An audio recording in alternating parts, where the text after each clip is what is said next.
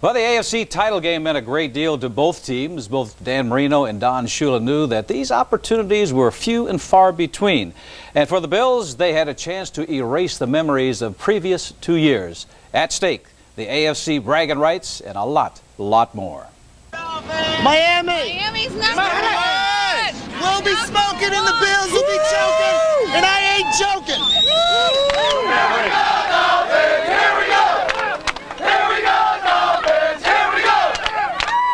Good afternoon, everybody. It doesn't get any better than this in the AFC and brilliant sunshine at Joe Robbie Stadium. It's the Bills and the Dolphins, a couple of teams that love to hate each other, meeting in the rubber match with the winner going to Pasadena and the Super Bowl and the loser headed home.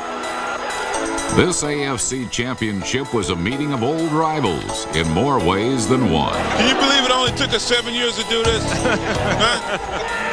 Probably could have done it overnight, but we didn't. It took longer. It was easy. Yeah, it was easy when you got involved. Well, I tell you what, it's been a long year. Can't ask for any better. 1993 AFC Championship game almost underway. We're kicking off from our right to our left. We're going to kick it down to the right corner. Let's converge on it. Make the play inside. Don't give up one-on-ones. Then we got to work on defense. Defense stop them. Offense score, baby. Let's go! Miami needed to put points on the board to beat the Bills, who boast the AFC's highest scoring offense. But all the Dolphins seemed able to do was give them the ball. Quick pass, and Marino is sacked. He is buried. And it's fumbled. And the ball is fumbled and picked up by the Bills. They have it again. They have it again.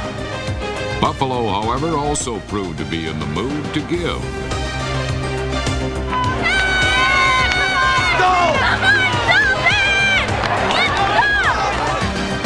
Don Shula was hoping for an all-star day from his future Hall of Fame quarterback, and Dan Marino tried to deliver, but number 13 seemed to bear nothing but bad luck.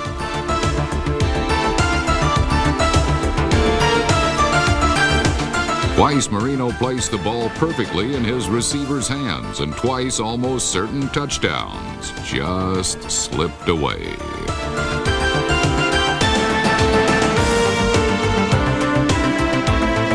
While Miami considered what might have been and had to settle for a field goal to tie the game at 3, Buffalo made a more successful bid for the end zone.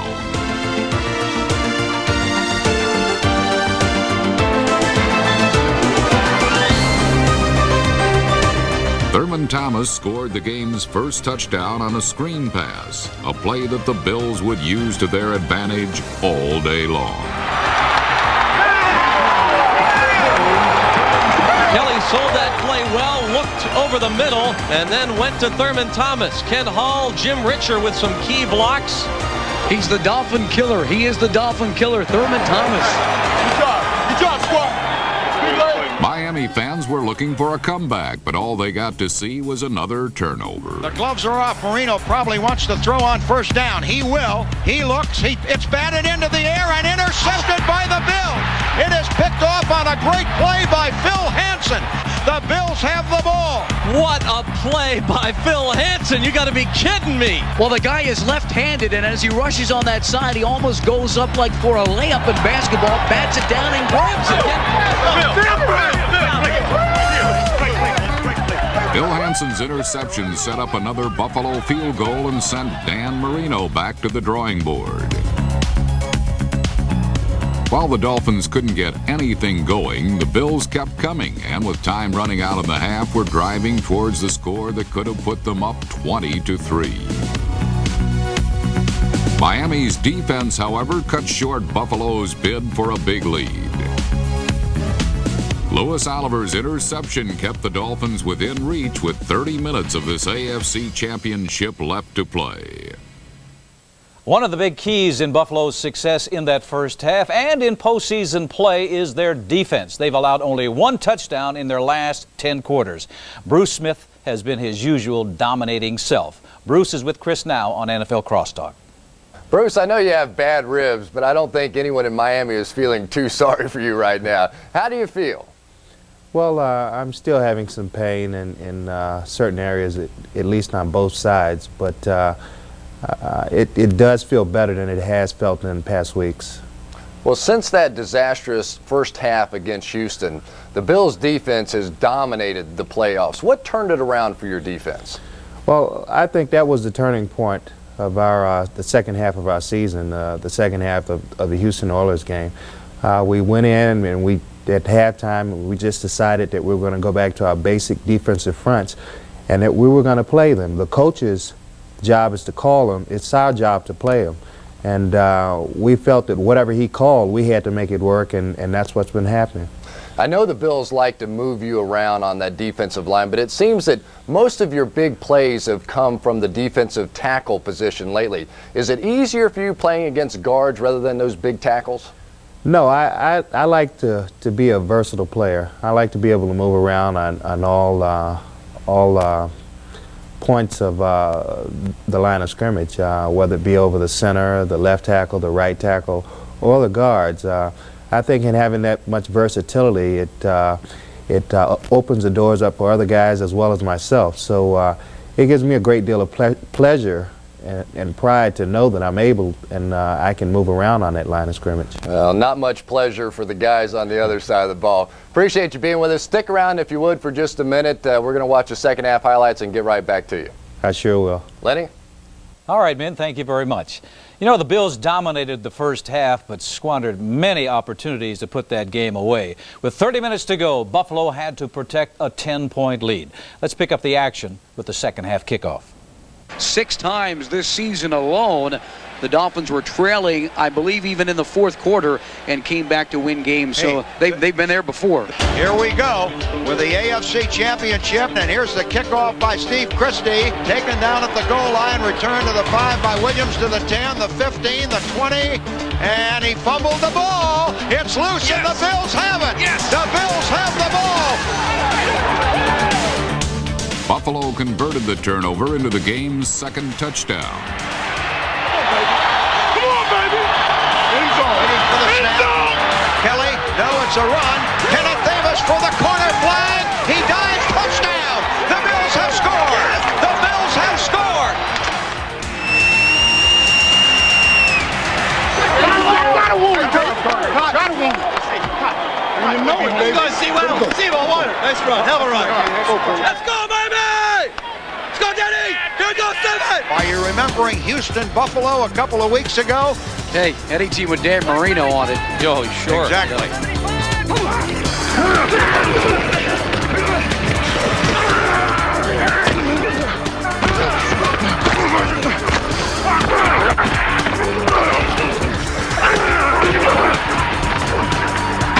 Buffalo poured the pressure on, sacking Marino 4 times. So the Miami Dolphins, who have self-destructed in this game to this point, but a long way to go. The Bills held a 14-point advantage in the third quarter, and it became apparent they were headed towards a third straight Super Bowl. Even miscues went Buffalo's way. Thurman Thomas at the 15. He fumbles the ball, and Miami picks it up, I believe. No. BB got it. BB got it. What a play.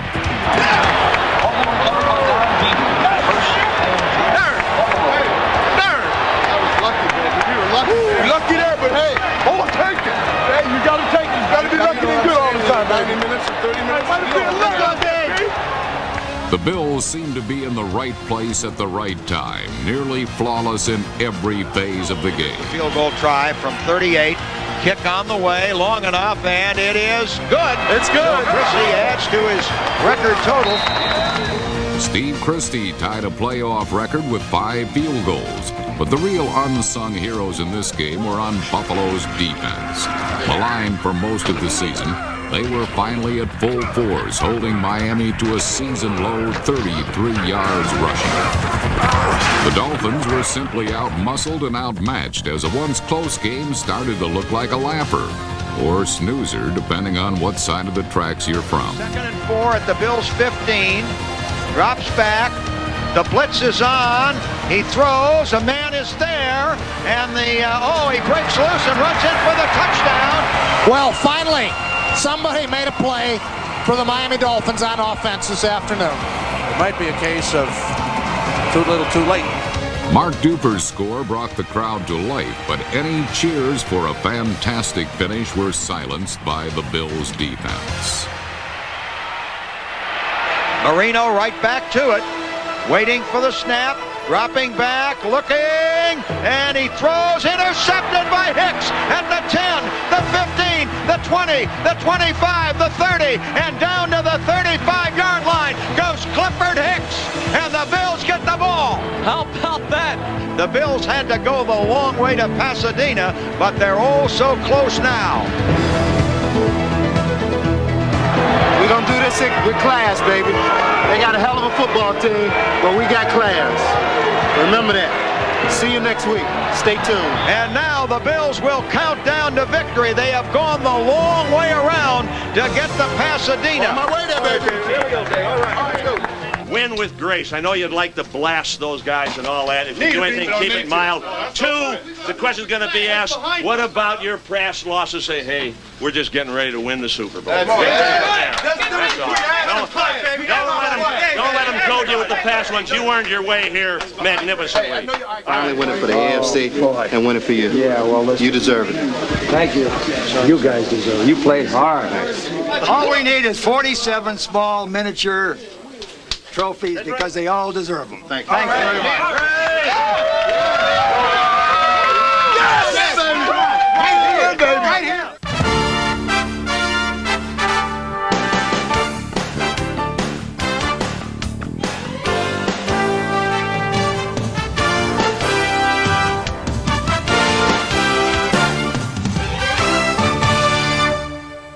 So the Bills become the first team since the Miami Dolphins of Super Bowls 6, 7, and 8 to win 3 consecutive conference championships. The difference is Miami won 2 Super Bowls. Buffalo is still looking for its first. Let's go back to Chris, who's with Bruce Smith.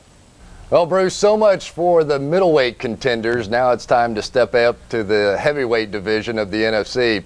The NFC's won 8 in a row. Why should this year be any different? Well, I think from a standpoint that we've been there the last 2 years where we've learned from our mistakes, and I think the main thing that this team right now is looking forward to doing is representing the AFC as best as possible. We hope when this game is over we'll be able to change the tide of the NFC winning, having this winning streak over the AFC. And we want to do it for ourselves, our fans, and, you know, most important, the AFC. And for everybody else that used to get beat by the NFC, I can appreciate that. Exactly. The Bills, though, have only allowed one 100-yard runner all season, but Dallas has the NFL's leading rusher in Emmitt Smith. How do you stop him? Well, that's going to be a tough job. I think Emmitt Smith is a great back. He's been a great back ever since he stepped into this league, and Dallas uses him very well. We have our work cut out for us because Emmitt Smith has a very big and young offensive line, and he runs well behind them. So I think that the key to this ball game is making sure that they don't get a great start on the running game. Well, I know you've been watching some film, and Dallas's offensive line is now being billed as one of the best in all of football. What's your impression of them? I think they're very good. And they deserve all of the credit they're getting, and they're going to get. I just hope they don't have as much success on our defensive line as they've had on everybody else's defensive line. Troy Aikman is a guy who likes to stay in the pocket. Does that help you as a pass rusher? Well, it's great when quarterbacks like to stay in the pocket, but while he's staying in the pocket, he's very poised back there. He does whatever's necessary to get the ball to his receivers. He dumps it off to Emmitt Smith, and frankly, I don't see him making too many mistakes. He doesn't try and make foolish plays, and that's a sign of a smart quarterback. And I think in the years to come, he's just going to get better and better. Bruce, thanks for taking some time to be with us, and good luck in this one. Thanks a lot. Lenny? Chris, thank you very much. Nick, that is a different Bruce Smith than we've seen in the last couple of years going into the Super Bowl. Remember, before it was me, me, me. It's not that way anymore. I thought the most interesting thing he said after they beat the Dolphins, in the locker room, he said, when you win, you say little. When you lose, you say even less. Lenny, it's become quite obvious to me that the leader of the Buffalo Bills is now Bruce Smith. It's not Jim Kelly. It's not Thurman Thomas, but Bruce Smith. One thing that Smith is going to do, he's going to walk the walk. He is not going to talk the walk the way the Bills have done the last 2 Super Bowls. They lost those games before they even hit the field with their mouths. Well, I'll tell you, Bruce Smith is the man, and he's learned like we have. When you lose and you want to win, you better change that attitude. I'll be very interested to see how Thurman Thomas reacts when he gets to Pasadena and there are over 2,000 media people down there. Will he put the team first and himself second, or vice versa? Because the quickest way to get respect is to win the Super Bowl. Well, let me tell you, Chris, it is time to get ready for Super Bowl 27 in Pasadena. Doing it in Dina against the Big D guys, the Cowboys. And that's all Dallas is going to see, the back end of Thurman. Will the fans give up on Buffalo? No, never. Even after 2 straight losses? Never, never.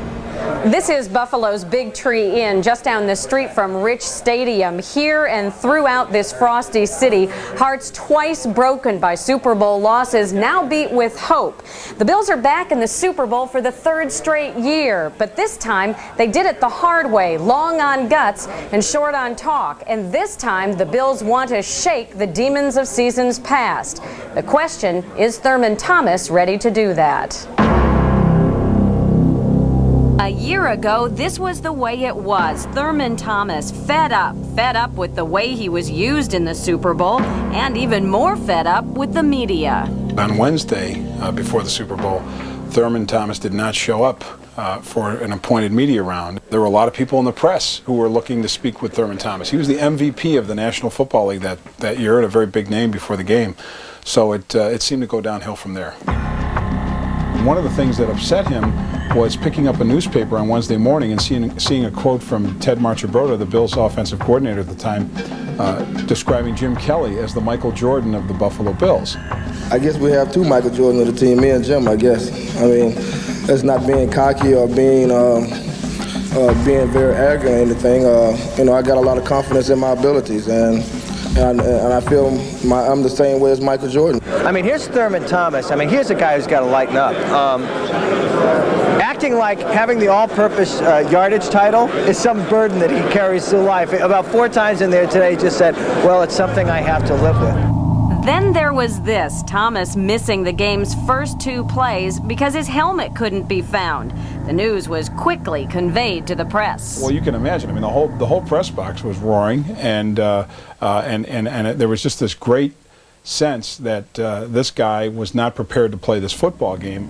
And it ended this way. In the biggest of games, Thomas had one of his worst performances.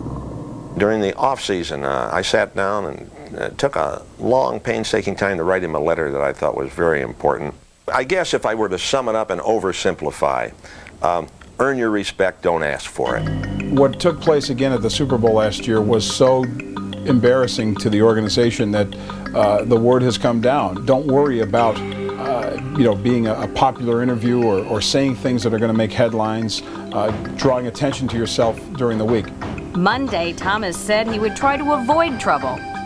Some questions are probably going to be raised, about the helmet issue, but I probably won't even answer those questions. I think right now that's the best thing to do. When somebody brings that question up about the helmet issue, I probably won't even answer it. A day later, he answered no questions. HBO made arrangements with Thurman to talk with him for this cover story, but on Tuesday, the day scheduled for the interview, Thurman was nowhere to be found. On Wednesday, Thomas's agent gave HBO Thurman's apology. Most people in this area come down on him because of the media, but he's great for the team. He's an asset. He's one part of the team out of 47, and he does one heck of a job. Buffalo fans clearly care only about what happens on the field. This year, Thurman became the first ever to lead the NFL in total yards from scrimmage for 4 straight seasons. But a media panel did not make Thomas a finalist for the Miller Lite Player of the Year, and he received not even 1 vote in the Associated Press NFL MVP award. But if Thomas is indeed experiencing a media backlash, he now has the means to improve his image. If this time there's a quiet Super Bowl week followed by a Super Bowl championship. Coming up on NFL Crosstalk, the Cowboys' Emmitt Smith joins us to talk about his first Super Bowl and having to run against the best rush defense in the NFL. Where Are They Now spotlights former Dolphins lineman Don Reese, who shook the NFL with shocking allegations in the early 1980s. And a most topical interview with a drug enforcement special agent to discuss the recent steroid-related arrests of current NFL players. I'd like to go back to this week's NFL cover story on Buffalo Bills great running back Thurman Thomas that we watched just a short while ago. You saw that he did not show up for his appointment with HBO. But hey, we weren't the only ones he stiffed last Tuesday. Sports Illustrated was also supposed to talk to him. Well, someone who's never stiffed anybody is our own Gary Myers. And Gary, I know Marv Levy, and this is not the type of publicity he wants going into his third appearance in the Super Bowl. Now, I know he doesn't want to come out 0-3. What plans does he have down in Pasadena to handle the hype? Lenny, I think there's every possibility that the instance with Thomas this week was an isolated instance. He doesn't want to get involved in the controversy that he got involved in last year in Minneapolis, where he really created a circus-type atmosphere around himself. And people I speak to in the Bills organization say the players have really made a concerted effort for next week not to get involved in any selfish-type statements and to put the team first. And they're really approaching this as a business trip. One of the things people around the league are saying about the Bills in the last two Super Bowls is the coaching staff did not do a great job making adjustments during the course of the game against the Giants and the Redskins. And I think the Bills are really going to make an effort this time to be more aware of what the other team is doing. Well, at least they've been there the last 2 years, and they have something to draw on. Jimmy Johnson, the Dallas Cowboys, this is their first trip. They only have 2 players with Super Bowl experience. How is Jimmy Johnson going to handle the hype, particularly with his defensive coordinator accepting the job as head coach of Chicago? Lenny, I think that Jimmy Johnson did a very smart thing earlier this week when he went to Dave Wanstead and said, I want you to get your coaching situation resolved immediately. Johnson did not want to have Dave Wansted's situation hanging over the Cowboys' heads during the 2 weeks before the Super Bowl. He thought it was much less of a distraction for Wanstead to accept the job with the Bears than to be asked questions about it over the course of 2 weeks. And, you know, by the way, Wanstead cannot sign his contract with the Bears until February 1st because you're not allowed to be under contract to 2 teams at the same time. Well, now that you're talking about coaches, let's talk about the Patriots and Parcells. Bill Parcells is back with the Patriots. That's where he started his NFL coaching career. He agreed to coach them on Thursday. And Parcells' presence immediately increases the assets of the Patriots franchise. The owner, James Orthwein, wants to sell the team and have the St. Louis expansion team. Parcells' credibility really increases the value of the team. He will be in control of trades, the draft, and the all-important free agent signings. Now, there are a couple of other coaching jobs available, the Giants and the Broncos. Bring me up to date on those 2 teams. Well, former Broncos coach Dan Reeves is the heavy favorite to become the next Giants coach after Tom Coughlin and Dave Wanstead turned down George Young. Reeves in the past has been used to having control over the trades and draft, but that is George Young's job with the Giants, so Reeves is going to have to make a big compromise for that to work. His old team, the Broncos, are probably going to hire Mike Shanahan, who was Reeves' old offensive coordinator. Shanahan has the edge over Wade Phillips, who is the Broncos' defensive coordinator, because of his relationship with John Elway. And we know how powerful quarterbacks can be. Ah, come on. You mean the quarterback has to say so and who the head coach is? Didn't you hire Hank Stram in Kansas City? Yeah, sure did. You stay with us because we want to see you at the end of the show. Okay, Lynn.